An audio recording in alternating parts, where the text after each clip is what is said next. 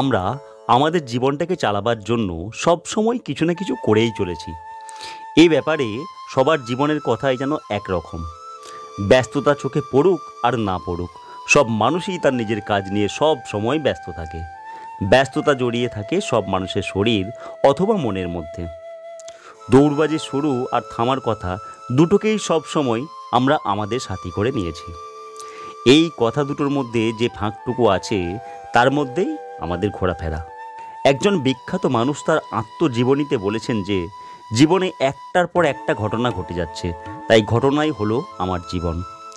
আমরা আমাদের উদ্দেশ্যকে যদি বাস্তবে রূপ দিতে চাই তাহলে আমাদের উচিত ভালোভাবে কাজ করে যাওয়া।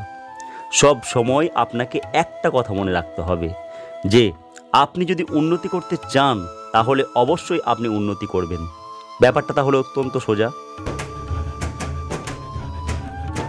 নমস্কার বন্ধুরা, গতি চ্যানেলকে সঙ্গে নিয়ে আজ আমি আপনাদেরকে দুটি উদাহরণ দিয়ে এমন একটা সফলতা পাওয়ার শক্তি দেব যা কল্পনাও করতে পারবেন না।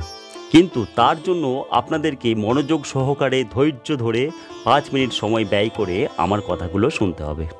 চলুন। প্রথম উদাহরণ, ধরুন সকাল 6টায় ঘুম থেকে উঠবেন বলে আপনি ঘড়িতে অ্যালার্ম দিয়ে শুলেন। যথারীতি ঘড়িতে সকাল 6টায় অ্যালার্ম বেজে উঠল, আপনার ঘুমটাও ভেঙে গেল। আপনি একবার আপনার চোখ রগাড়লেন, পাশ ফিরে আবার খানিকটা সময় শুলেন, আর মোড়া ভাঙলেন, 2-3 বার করে হাই তুললেন, কিন্তু মনে মনে আপনি অস্থির হয়ে উঠেছেন আপনার দেরি হয়ে যাচ্ছে বলে। আবার আপনার এও মনে হচ্ছে আর একটুখানি যদি আপনি বিশ্রাম নেওয়ার সুযোগ পেতেন তাহলে আপনার শরীর মন এক্কেবারে তাজা হয়ে উঠত।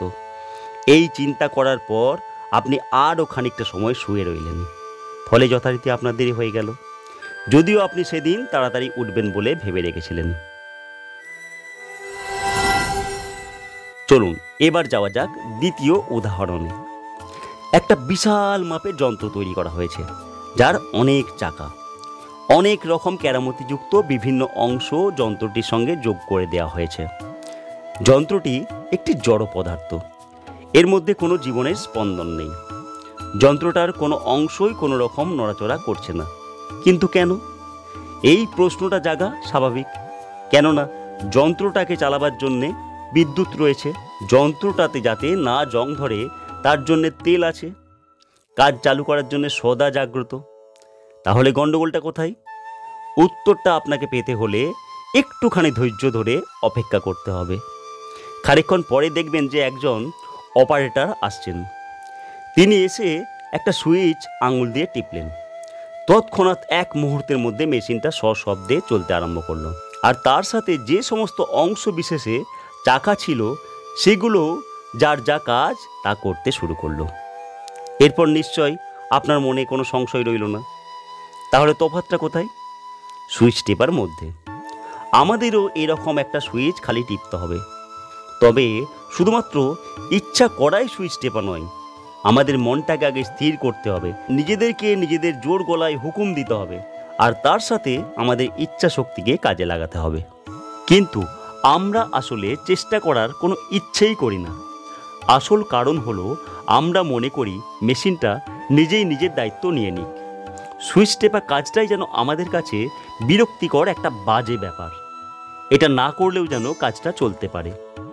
কিন্তু আপনি সফলতা চাইলে এই সুইচ টেপার কাজ আপনাকে করতেই হবে। একে ইচ্ছে করলেই এড়িয়ে যাওয়া যায় না, তাই একে এড়াবার চেষ্টা করাটাই বৃথা। তাই আসুন আমরা আমাদের নিজেদেরকে আগে ঠিক করে নিই, নিজেকে সমস্যার মুখোমুখি দাঁড় করিয়ে একটা সফল প্রচেষ্টার জন্ম দিই। আপনার নিজের ইচ্ছাকে জাগ্রত করুন। তাই আপনাকে সব সময় মনে প্রাণে চাইলেই হবে না, বাস্তবে আপনাকে কাজটা করে দেখাতে হবে। নইলে শুধুমাত্র মনে মনে আপনি চাইলেন কিন্তু বাস্তবে কোনো কাজ হলো না। এই অবস্থায় কিন্তু আপনাকে বেশি দূর এগিয়ে নিয়ে যেতে পারবে না। আপনি দেখবেন যে একই জায়গায় আপনি দাঁড়িয়ে আছেন। এবার প্রশ্ন আসতে পারে যে ব্যাপারটা কী রকম? চলুন তাহলে আমি এবার আপনাদেরকে বলি বিষয়টা কী রকম। এটা সম্পূর্ণ নিজের মধ্যেকার অনুভূতির ব্যাপার। আপনি যদি মনে মনে ঠিক করেন আপনি কাজটা করবেন, তাহলে অবশ্যই আপনি তখনই কাজটি শুরু করুন। আপনার যদি কাজটি করার প্রকৃত ইচ্ছা শক্তি থাকে তাহলে অবশ্যই আপনি কাজটা করবেন। কার্যকরী শক্তি হলো সব কিছুর মূল উৎস। যা কিছু আপনি করছেন বা করতে যাচ্ছেন তার সব কিছুর পেছনেই রয়েছে ইচ্ছা শক্তি। তাই ইচ্ছা শক্তিটাই হলো কোনো কিছুতে সাফল্য পাওয়ার মূল শক্তি। ইচ্ছা শক্তি থাকলেই আপনার প্রচেষ্টা থাকবে।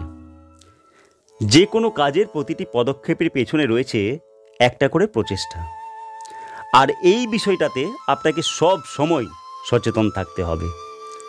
তবে প্রচেষ্টার আকারের হয়তো রকমফের হতে পারে, অর্থাৎ প্রচেষ্টাটা কখনো বড় আকারের আবার কখনো ছোট আকারেরও হতে পারে। তবে সেই জন্য কোনো কিছু যায় আসে না। জীবনযাপনের মধ্যে দিয়েই জীবন যাপন করে। জীবনের নিজের মতোই একটা প্রচেষ্টাকে চালিয়ে যেতে হবে, কেননা প্রতিটি জীবিত প্রাণীর মধ্যেই রয়েছে প্রাণের স্বতঃস্ফূর্ত স্পন্দন। তাই স্বাভাবিকভাবেই প্রতিটি জীবিত প্রাণীর মধ্যে রয়েছে বাঁচার তাগিদ বা প্রেরণা। ফলে জীবনটাকে কেড়ে নিলে পরে তার প্রাণের স্বতঃস্ফূর্ত স্পন্দন বন্ধ হয়ে যাবে। আবিষ্কারকদের পিতামহ এডিসনের কথা এখানে এই প্রসঙ্গে বলতে চাই। এডিসন বলে গেছেন যে, আমি আমার পরিবারের সকলকে একদিন ডেকে বললাম যে, আমি ভেবে দেখলাম আমি বহুদিন বেঁচে আছি, আমার আর বাঁচার ইচ্ছে নেই। তাই আমি মনস্থির করে ফেলেছি যে আমি আর বাঁচব না। কিন্তু এ কথা শুনলে হয়তো লোকে তাকে পাগল ভাবতে পারে, কিন্তু তার মধ্যে কোনো সময়ই কোনো রকম গণ্ডগোল ছিল না। তারপর তিনি তার ইচ্ছাশক্তিকে কাজে লাগিয়েছিলেন।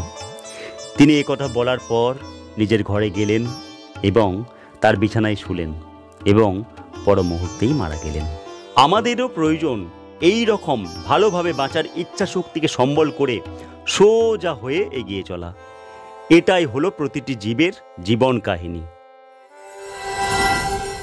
তাই আমাদের সব সময় তৈরি থাকতে হবে ইচ্ছা শক্তিকে কোনো কঠিন কাজে লাগাবার জন্য।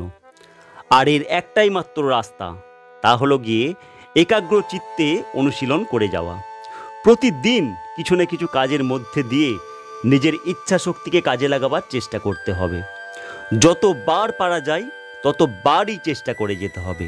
ক্রমশ কঠিন থেকে কঠিনতর কাজের মধ্যে দিয়ে এগিয়ে যান।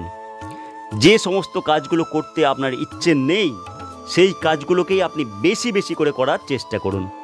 সুখ শব্দটাকে একেবারে মনের মধ্যে স্থান দেবেন না। সুখ বেশ কিছুদিনের জন্য ত্যাগ করুন। তাহলে এটাই হবে ইচ্ছাশক্তির সমন্বিত কাজের পথ, নিয়মিত কাজের পথ, সুউদ্দেশ্য প্রণোদিত কাজের পথ।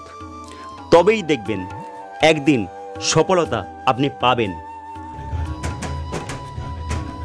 আমার কথা কমপ্লিট। আশা করি আপনার মনটাও তৈরি। তাহলে আর দেরি কেন? জানা অজানার মাঝে জেনে নিন, এত সময় ধরে আপনি যখন এই কথাগুলো মন দিয়ে শুনেছেন তাহলে আপনার সফলতা পাওয়ার ইচ্ছেটা নিশ্চয়ই আছে। আর আপনার সফলতার প্রথম সোপান আপনি এখনই উত্তীর্ণ করেছেন। এবার কোনো দিকে না তাকিয়ে শুধু কাজ চালিয়ে যান। ব্যাস, সম্পূর্ণ সফলতা আপনাকে ধরা দিতে বাধ্য। এই মোটিভেশনাল স্পিচটা যদি আপনাদের সত্যি ভালো লাগে তাহলে একটা কমেন্ট করে জানাবেন। আর ভালো লাগলে লাইক দিতে কোনো অসুবিধা নেই। ইচ্ছে হলে বলবো অবশ্যই চ্যানেলটা সাবস্ক্রাইব করে যাবেন, যাতে আমার ভিডিও আপনাদের কাছে পৌঁছাতে পারে। সেই সুযোগটুকু করে দেবেন। খুব খুব ভালো থাকবেন। ধন্যবাদ।